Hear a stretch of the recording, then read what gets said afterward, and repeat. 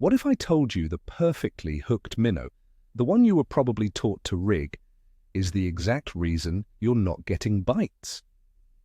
Today we're talking about the single most common mistake anglers make with live minnows, and it has nothing to do with your spot, your line, or your lure.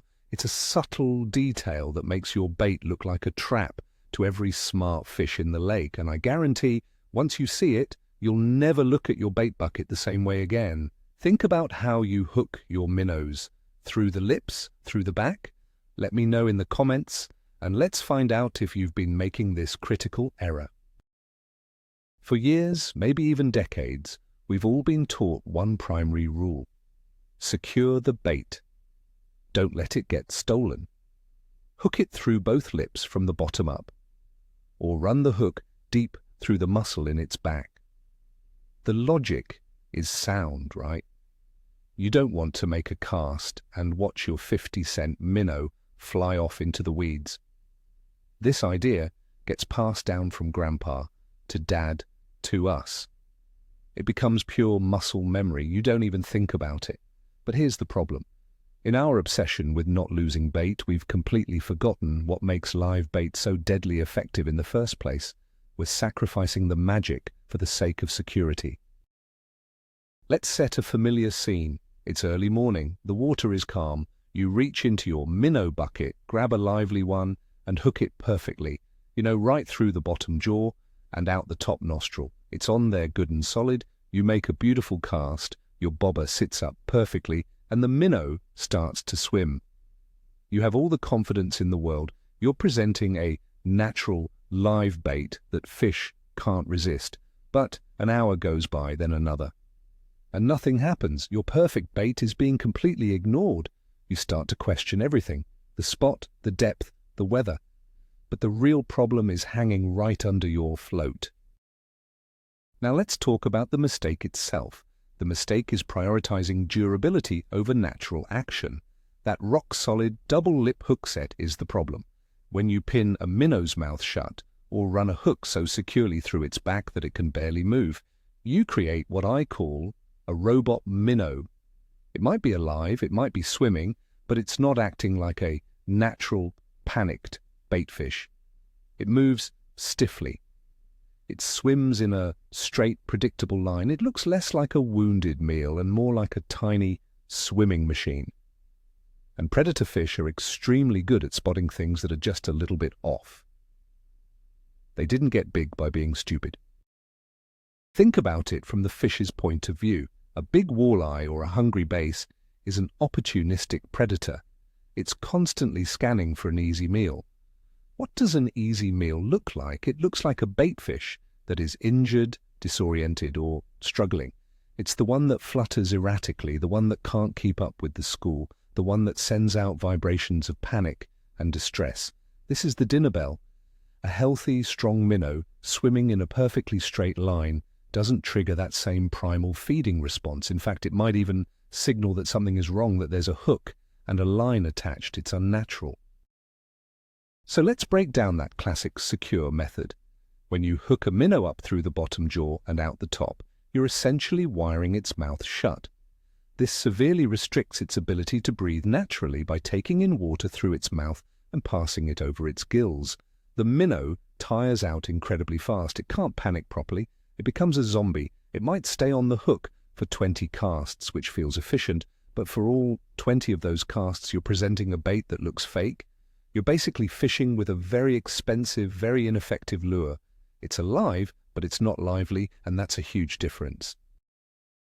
Here's where the big change happens. Instead of going through both lips, try hooking the minnow through just the top lip, or even just the nostril. Use a fine wire hook that's sharp and light. The goal is to be as minimally invasive as possible. When you do this, you leave the minnow's mouth free. It can breathe, it can open and close its mouth. And most importantly, it can move its head frantically from side to side. It can swim with that desperate, erratic action that screams, "I'm about to be eaten," to every predator in the area. This is the action you want. This is the signal that gets you bites. Now I can already hear the objections, but I'll lose way more minnows that way. And you know what? You might be right. You might lose a few more on a hard cast. You might have a small fish steal one without getting hooked. But let's do the math. Would you rather make 10 casts with a lively, panicked minnow that gets you 3 bites, or make 20 casts with a robot minnow that gets you 0?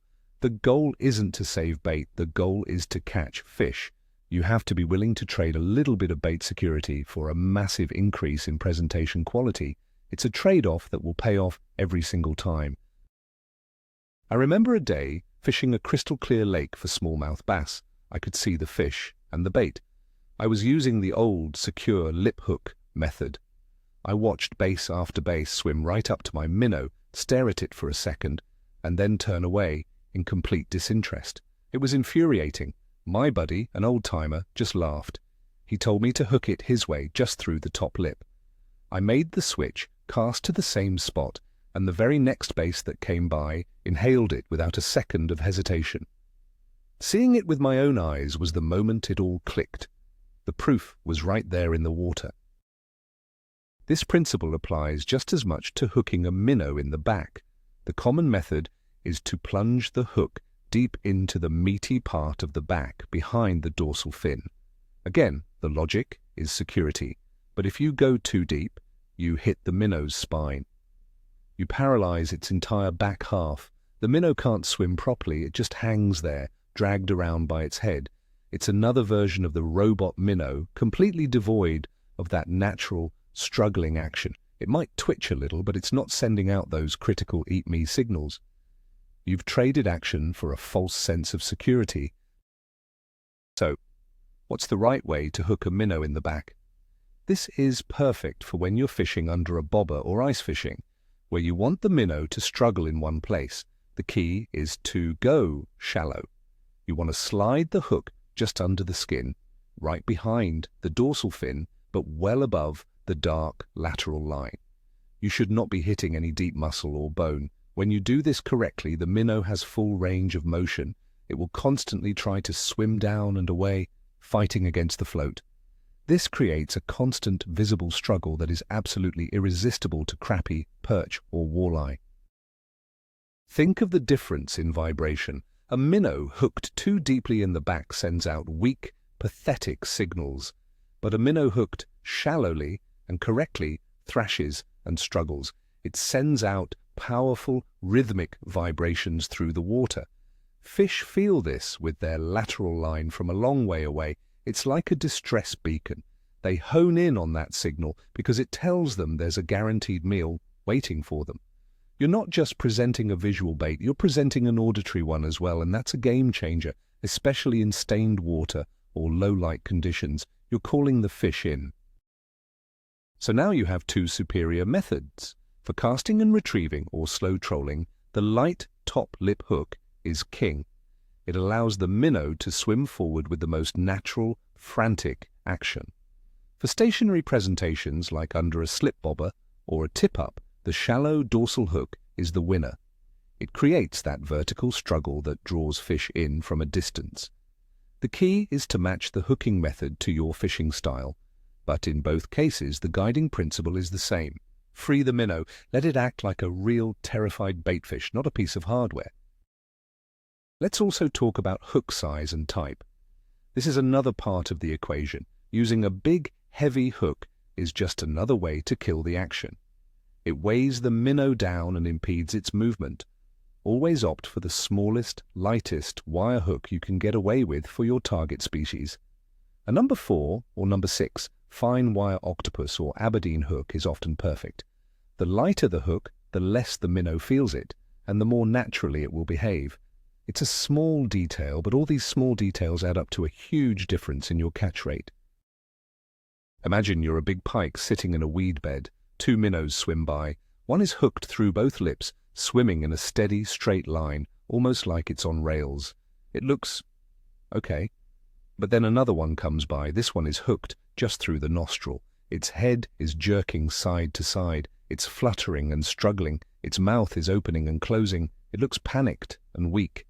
Which one are you going to eat? It's not even a choice. You're going to smash the one that looks like an easy, guaranteed meal. You're going to ignore the one that looks suspicious and unnatural. This concept even extends to how you handle the minnows. Don't play with them in the bucket. Don't leave them in the sun.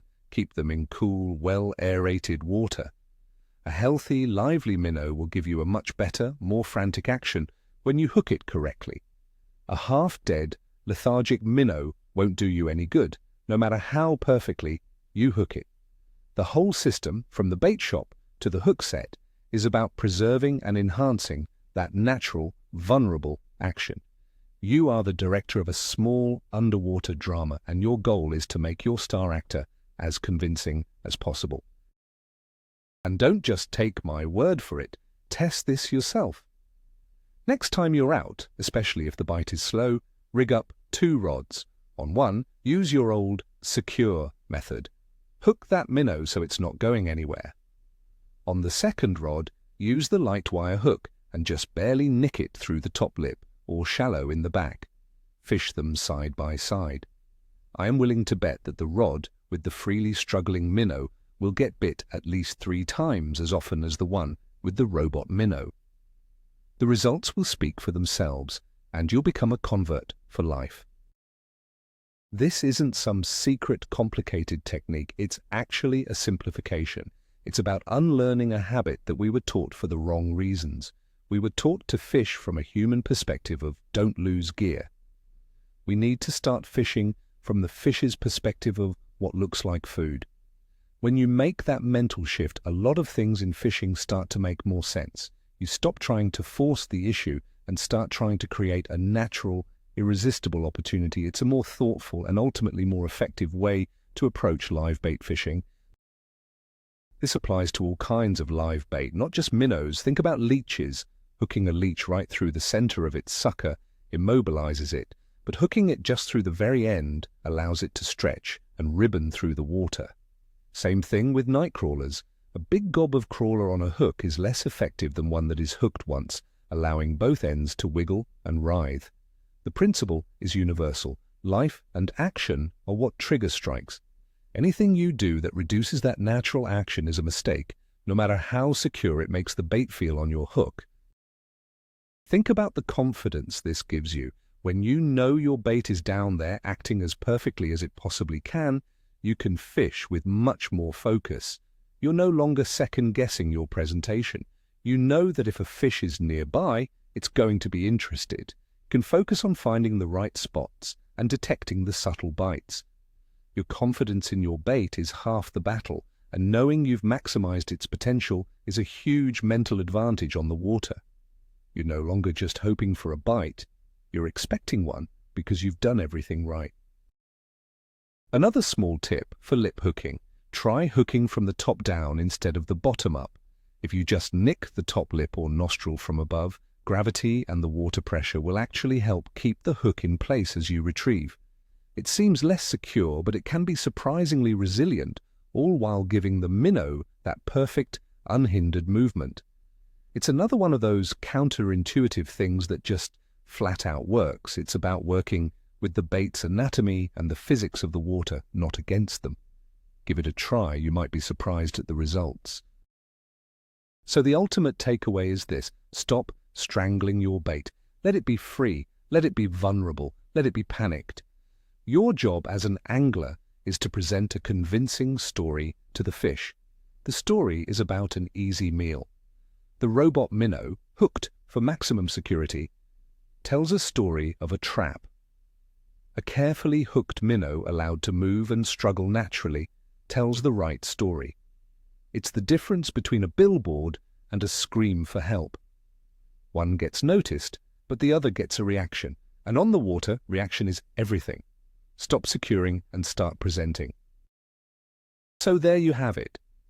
The big common mistake isn't complicated. It's simply prioritizing durability over action. We've been so focused on not losing our bait that we've been hooking it in a way that makes it almost invisible to predator fish. We've been turning our lively, expensive minnows into the world's worst lures. The real aha moment is when you realize that a predator fish is triggered by weakness. It wants the struggling, fluttering, easy target. Your job isn't to make the minnow bulletproof. It's to let it signal its own demise as loudly as possible. This simple shift in thinking from securing the bait to freeing the bait will absolutely change your fishing success. Thank you so much for watching.